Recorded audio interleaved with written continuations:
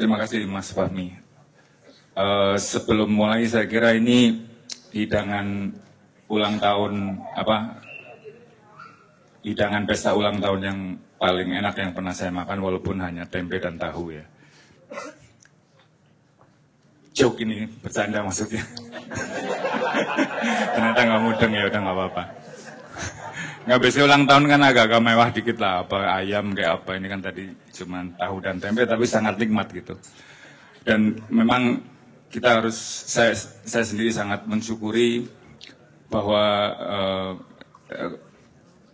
Kenduri Cinta sudah 23 tahun berjalan, suatu periode yang bukan cukup lama, sangat lama untuk sebuah forum di ibu kota yang penuh kesibukan. Dan bulan kemarin kita juga merayakan ulang tahun guru kita Mbak Nun yang terus membersamai kita, memberikan pencerahan kepada kita semua. Itu saya kira di tengah, mungkin saya kira teman-teman, saya sendiri juga sedang banyak cobaan di pekerjaan. Maksudnya semua orang punya masalah, tapi bahwa kita bermaiyah, kita mendapatkan ilmu, mendapatkan hidayah yang disalurkan lewat Mbah Nun kepada kita semua, itu adalah suatu bentuk kasih sayang Allah kepada kita semua yang sangat berharga ya, jauh lebih berharga dari apapun materi yang kenikmatan materi yang mungkin saat ini yang kita nikmati ataupun yang belum kita nikmati. Saya kira itu sebagai pengantar. Kemudian mengenai Maia sendiri, beberapa bulan yang lalu waktu kita kehadiran Bang Rocky Gerung ya bersama kita waktu mungkin 2 bulan yang lalu kira-kira. Kemudian di perjalanan pulang saya mengantar beliau ke apartemennya, kita ngobrol-ngobrol sebentar lah. Menurut beliau sebagai orang luar yang baru kali ini ikut di dalam forum ayah ya, betul-betul hadir gitu. Itu beliau betul-betul Bang Rocky itu sangat terkesan gitu dengan fenomena bahwa sedemikian banyak anak muda umur 25 mungkin 25-35 tahun ya, generasi muda berjam-jam duduk fokus mendengarkan apapun yang dibahas di dalam forum itu fenomena yang baru beliau jumpai, dan interaksi antar jamaah dengan pembicara, kemudian ya dialognya sangat intelektual, sangat hidup. Itu buat beliau memberikan semacam optimisme lah, bahwa oh ternyata masih ada oase, masih ada forum seperti ini yang kalau menurut Bang Rocky ini pertama oase, kemudian yang kedua memang ini adalah salah satu kanal untuk menyalurkan, paling nggak untuk menyalurkan kegelisahan kita semua. Karena ketika kita punya aspirasi atau kebuntuan, kemudian memerlukan ruang terbuka untuk menyampaikan pendapat, forum seperti ini sangat membantu untuk menyalurkan itu semua. Dan waktu itu saya juga menanyakan kepada beliau, ini kan kita seolah-olah begini-begini saja ya Bang, maksudnya begini-begini saja itu dalam arti ya hanya berkumpul tiap bulan, berdiskusi tentang hal-hal yang kadang-kadang juga di luar kontrol kita. Menurut beliau nggak apa-apa, itu maksudnya semua gerakan sosial itu, gerakan perubahan itu memang hanya akan ke-trigger ketika ada sesuatu yang luar biasa terjadi. Maksudnya misalnya ada krisis yang sangat mendasar, disitulah orang-orang yang terbiasa berkumpul seperti ini, kemudian terbiasa berpikir, terbiasa mengolah, bertukar pikiran, itu yang akan paling siap untuk merespon. Dan saya kira Maia sebagai jaringan sudah sangat terbukti di dalam hal itu ya. Misalnya bagaimana Mbah Nun menyelesaikan krisis lumpur lapindo itu kan, kalau di teman-teman dulu mengikuti pemberitaan tentang lumpur lapindo itu kan krisis yang luar biasa itu. Berpuluh-puluh ribu orang terdampak oleh lumpur dan itu bisa diselesaikan dengan sangat baik, dengan damai. Para korban terdampak bukan hanya mendapatkan ganti rugi, malah jadi ganti untung gitu. Walaupun kemudian fitnah segala macam muncul, tapi itu semua itu membuktikan bahwa pendekatan ma'iyah atau ilmu ma'iyah di dalam menyelesaikan krisis itu proven gitu ya.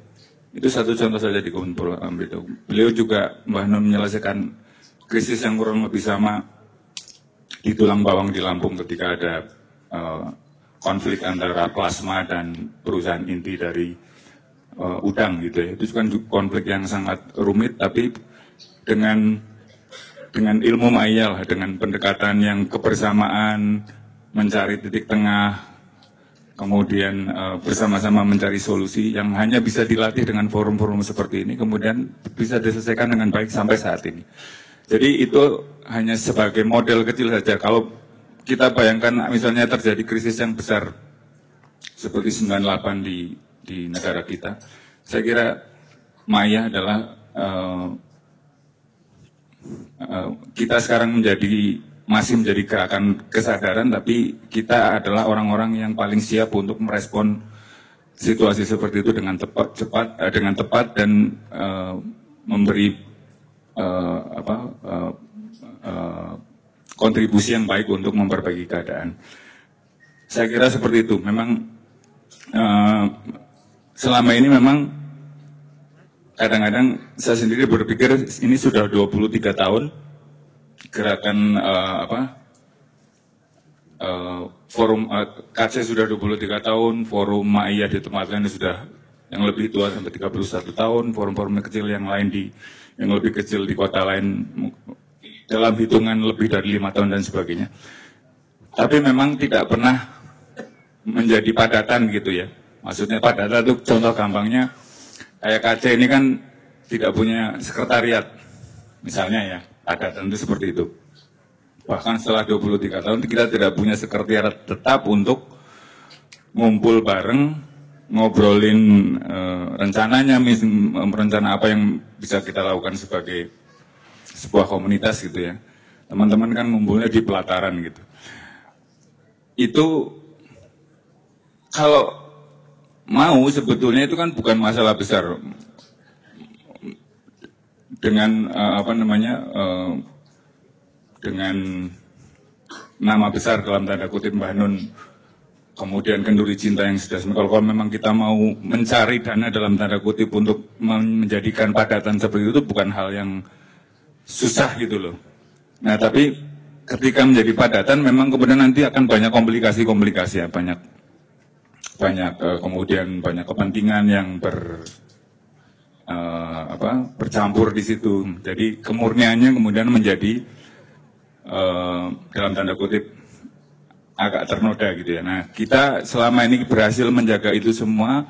Kita tidak pernah meminta kepada siapapun sponsor untuk menyelenggarakan ini semua. Ini semua adalah partisipasi dari teman-teman semua. Dan ada beberapa donatur lah tentu ya. Supaya ini terjadi benar-benar dari kita. Dari sedekah dan terutama sedekah yang utama adalah dari Mbah Nun jauh-jauh dari Jogja meninggalkan keluarganya, waktunya, tenaganya dan sebagainya. Itu sedekah yang terus-menerus yang kita kesadaran untuk memberikan apa yang bisa kita kontribusikan kepada negara dan bangsa. Nah, seperti saya pernah sampaikan juga bahwa menurut saya kita jangan berkecil hati bahwa ini tidak menjadi padatan gitu ya, karena kalau menurut saya ma'iyah Mbah Nun terutama adalah, ini buat saya pribadi, ini adalah pembaharu dari pemikiran Islam yang katanya setiap 100 tahun sekali terjadi. Jadi pembaharuan kan banyak sekali kata-kata istilah kata yang maknanya ditemukan kembali oleh Mbah Nun dan itu menjadi dasar untuk merubah paradigma pemikiran. Beberapa contoh yang sering kita yang sering kita bahas kan soal istilah ulama, soal istilah pemerintah, soal istilah benar, baik, indah, soal banyak hal gitu ya. Itu kan merubah total ininya pemahaman kita mengenai kehidupan, mengenai jadi misalnya istilah pemerintah itu kan sebetulnya harusnya administration bukan pemerintah, karena memang ini pesuruh bukan pemerintah. Yang itu administrasi gitu loh. Tapi kalau dibahasakan sebagai pemerintah itu otomatis orang kan menganggap mereka lebih tinggi yang punya jabatan itu. Itu contoh bahwa suatu kata ketika didekonstruksi atau suatu kata ketika tidak tepat itu kemudian imbasnya itu sangat sangat besar di dalam kehidupan kita semua. Nah, itu yang dilakukan oleh Mbah Hanun selama ini, menemukan kembali kemurnian dari kata itu apa sih sebenarnya. Nah, ini juga kalau on the spot begini saya mencari kata-kata yang sudah didekonstruksi oleh Mbak Hanun itu mungkin beberapa yang terpikir saja. Kalau teman-teman mungkin ini supaya kita sebagai komunitas juga saling berkontribusi ya. Teman-teman misalnya punya catatan sendiri, misalnya dari Ma'iyah selama ini, pembelajaran Ma'iyah selama ini, apa sih yang secara radikal mengubah pemahaman dari apa yang dipelajari dari kata-kata di Ma'iyah, kemudian bisa disumbangkan untuk kita mungkin jadikan buku gitu, sebagai legacy ya, sebagai warisan keilmuan Ma'iyah gitu. Karena yang saya bayangkan juga, yang mungkin kita ya harus kita perjuangkan bersama bagaimana caranya adalah kalau Mbak Nuni itu kan memang dalam tataran konsep yang high level ya, yang level tinggi lah, konseptual gitu. Tapi bagaimana itu semua diaplikasikan di dalam berbagai bidang itu memang harus ada yang menerjemahkan, harus ada yang memikirkan prinsip Ma'iyah ini kalau diterapkan di dalam bidang kehidupan seperti ini kira-kira seperti apa, misalnya dalam ekonomi itu seperti apa ininya. Itu kan harus dijelentrehkan, ada studinya secara keilmuan atau secara sistematis untuk menjadi syukur-syukur sesuatu yang actionable, bisa diimplementasikan dan kita bisa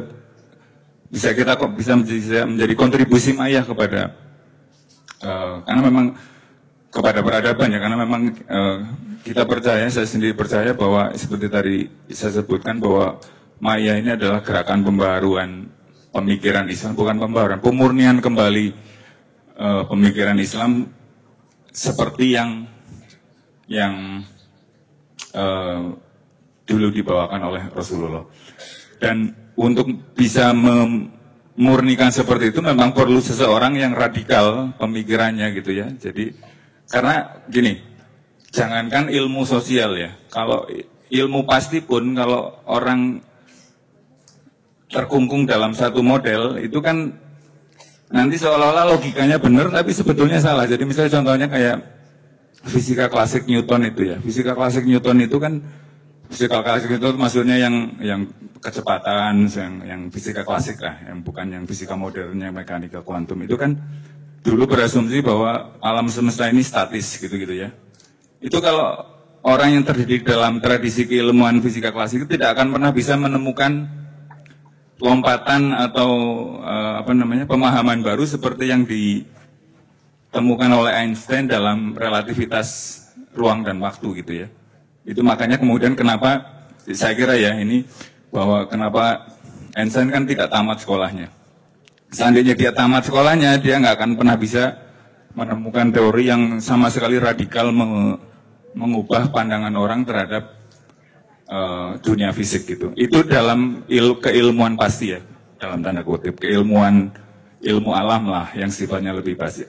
Apalagi keilmuan yang sifatnya sosial, maksudnya misalnya agama. Jadi kalau orang sudah terkungkung di dalam tradisi keilmuan ini, matanya sanadnya begini, urutannya begini, tafsirannya begini, ya akan begini akan kesimpulannya tidak akan pernah berbeda dengan apa yang sudah ditradisikan bertahun-tahun yang mungkin sudah terkontaminasi oleh kekuasaan. Jadi saya paham betul bahwa mainstream atau banyak orang yang mengatakan Mbah Nun sanadnya dari mana berbicara seperti ini. Memang ya sanadnya dari beliau gitu. Kalau saya sih percaya begitu saja. Dan beliau tidak pernah menyalahi hadis dan sebagainya gitu. Maksudnya secara ilmu Islam tidak ada yang menyimpang sama sekali. Tapi bahwa sudut pandangnya bisa sangat berbeda itu kan sangat sah-sah saja. Gitu ya. Jadi buat saya pribadi, saya dulu sebelum mulai agak aktif di Atma'iyah, saya bekerja di mungkin ya perusahaan yang sifatnya consulting gitu dan memakan banyak waktu, tidak ada waktu luang yang banyak untuk ikut berpartisipasi, dan saya memutuskan waktu itu untuk keluar dari situ supaya ada sedikit waktu luang untuk ikut sedikit aktif lah gitu ya, berpartisipasi di dalam Ma'iyah ini, supaya buat saya sendiri juga gitu. Maksudnya ini kita semua kan tujuan akhirnya adalah keselamatan akhirat ya, kita harus. Nah ini saya merasa bahwa ini yang harus saya gigit nih. Saya sudah ketemu yang harus saya gigit kuat gitu, karena ini yang saya percaya bahwa inilah yang benar gitu. Saya kira itu Mas Fahmi. Jadi kalau menurut saya pesan yang saya bisa sampaikan adalah bahwa saya beberapa kali ini saya kira sudah beberapa kali interaksi atau simulasi dengan jamaah. Pertanyaan sebetulnya Ma'iyah ini buat jamaah seperti memang selama ini kemudian kesimpulannya adalah Ma'iyah itu sebagai majelis ilmu atau gerakan kesadaran lah gitu. Saya kira itu juga itu tepat sekali, dan itu bukan hal yang kecil, karena buat saya pribadi, satu orang punya kesadaran yang benar itu sudah lebih berharga dari seluruh alam semesta gitu ya. Kan jelas sekali Rasulullah mengatakan alam semesta ini yang fisik, maksudnya dunia ini kan lebih hina dari bangkai kambing gitu. Dan memang begitu. Kalau kita ngomong yang saya pernah sebutkan, bumi itu kan benar-benar debu yang nggak ada artinya kalau kita ngomong alam semesta gitu loh. Jadi itu literally benar ngomong begitu. Beliau Rasulullah mengatakan begitu tuh secara literal itu memang benar, karena bumi itu memang nggak ada artinya kalau dibandingkan dengan semua ciptaan Allah. Jadi yang ada artinya adalah kalau ada manusia yang punya kesadaran yang benar untuk menyembah Tuhannya, yang saya kira itu selalu dibangkitkan atau kita coba tumbuhkan di dalam Ma'iyah gitu. Jadi kalau ada orang terinspirasi oleh gerakan Ma'iyah, oleh pengajian Ma'iyah, oleh pemahaman Ma'iyah, oleh apapun ide-ide Ma'iyah, saya kira itu sudah lebih berharga dari apapun. Jadi kalau saya mudah-mudahan ikut berpartisipasi ya, saya sebagai pribadi ikut berpartisipasi dalam gerakannya seperti ini, ya mudah-mudahan kan kecipratan ininya lah, berkahnya gitu ya. Saya kira semangat itu mungkin kita tidak akan menjadi apa-apa, tapi kita juga jangan pernah menyerah bahwa ini memang harus ada legacy yang harus diteruskan gitu ya. Nah, salah satu cara menurut saya memang ya menuliskan tadi. Kalau mungkin saya kira tidak akan pernah bisa menggantungkan pada apalagi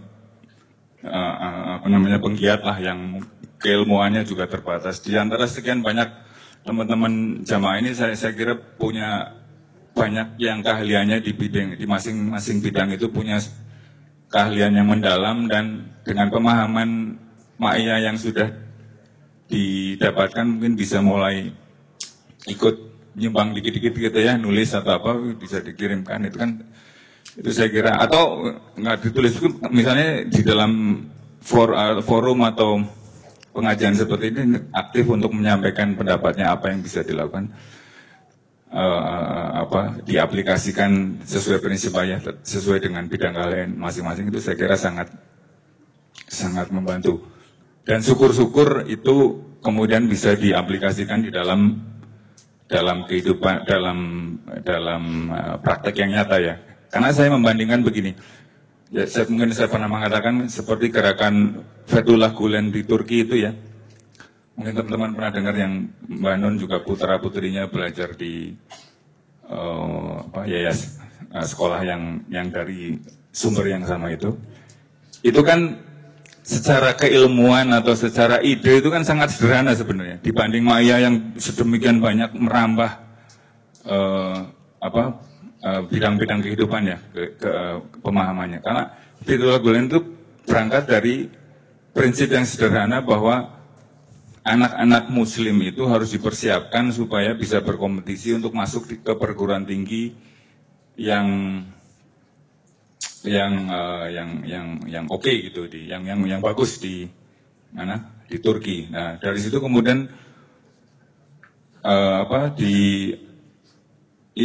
message itu terus-menerus disampaikan di dalam lingkaran diskusi itu, kemudian memadat menjadi salah satunya adalah bimbingan masuk perguruan tinggi untuk anak-anak muslim yang tidak mampu. Itu embrionya dari situ, kemudian melebar kemana-mana menjadi suatu gerakan sosial yang memiliki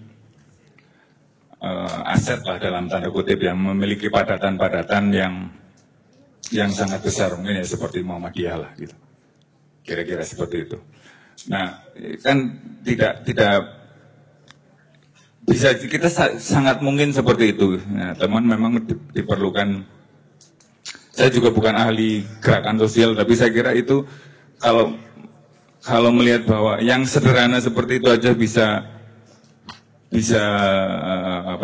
memadat dan kemudian mempunyai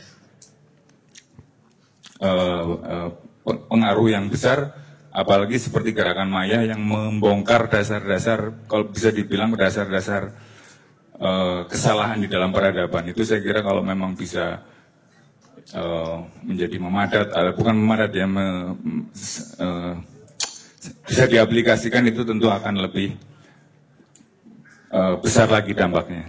Ini pemikiran saya pribadi ya, mungkin salah, bisa dikoreksi, tapi view saya seperti itu yang mungkin bisa saya sampaikan terkait Maya. Saya kira gitu, Mas Fahmi. Mbak Nun mungkin. Sebelum Mbak Nun, sebelum beliau puncaki edisi sesi terakhir malam ini, ada beberapa poin yang saya tangkap, yang coba saya simpulkan dari Mas Ali Hasbullah. Juga tadi sudah disinggung Mbak Nun bahwa di Ma'iyah itu kita diajarkan untuk berdaulat.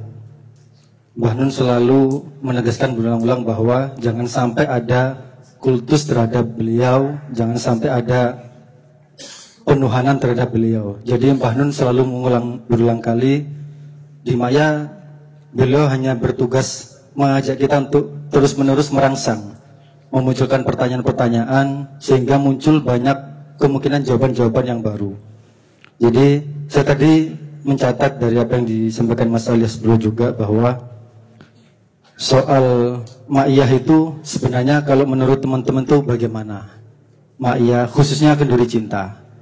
Kalau saya juga pernah mengingat Mbah Nun pernah mengatakan bahwa Ma'iyah itu adalah aliran yang bergetar.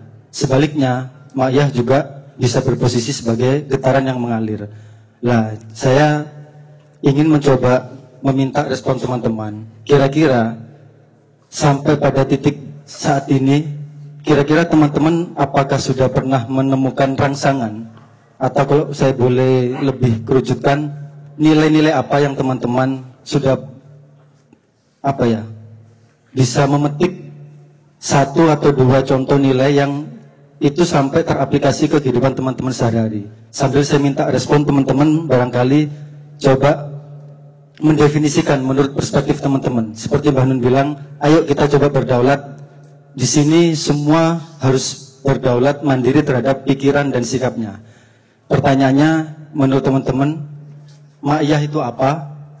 boleh dikhususkan kenduri cinta menurut perspektif teman-teman itu apa dan nilai apa yang sudah teman-teman dapat dan hingga teraplikasi di kehidupan sehari-hari. Saya minta respon mungkin 1 sampai 2. Monggo Mas, maju. Ya. Naik, nggak apa Mas. Singkat, padat.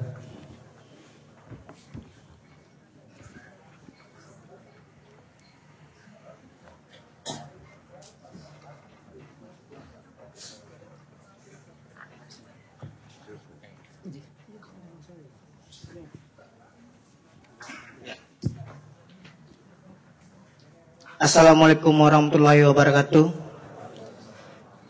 Nama saya Labai, orang rantau asal Sumatera, tepatnya di Padang. Sudah domisili di Cakung sudah dari tahun 2011 sampai sekarang di ibu kota. Sebelumnya saya mengucapkan selamat ulang tahun untuk Keduri Cinta yang ke-23 tahun. Saya mewakili jamaah ucapan terima kasih kepada tim panitia yang selalu menyelenggarakan acara Keduri Cinta selama 23 tahun ini, di mana forum ini sebagai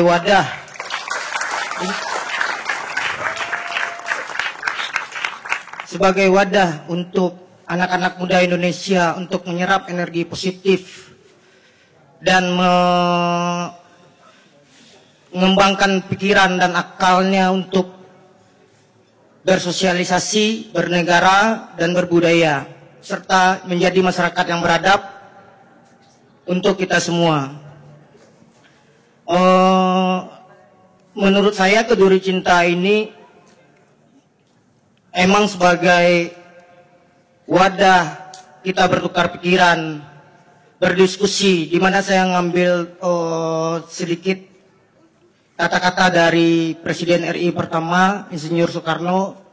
Saya lebih suka anak muda yang mengopi dan merokok di warung kopi sambil mengobrol tentang negara, daripada anak muda yang membaca buku, buku hanya untuk dirinya sendiri.